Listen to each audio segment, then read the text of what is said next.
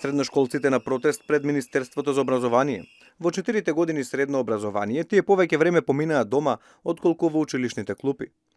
Пандемијата, недостатокот на учебници, штрајковите на наставниот кадар и јавното сообраќајно предпријатие, како и редовните лажни дојави за бомби, направија да изгубат голем дел од наставата.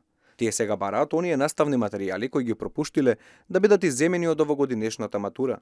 За тоа да се оствари нудат разни решенија. Подршка добија од студентите кои пак си имаат мака со задоцнетите стипендии и нискиот износ за субвенционираниот студентски оброк. Целта на овој протест е најмање слух на владата за нашите проблеми.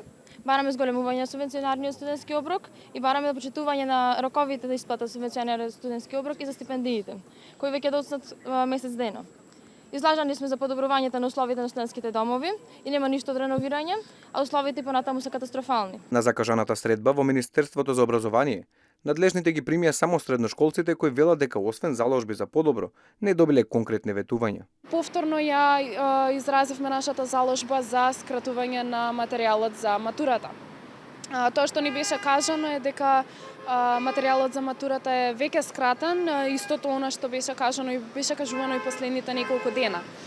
Тоа што го забележавме во материјалот, во оној ново скратениот материјал за мајчин јазик, односно за македонски, беше дека скратеното е речиси идентично на она што било минатата година.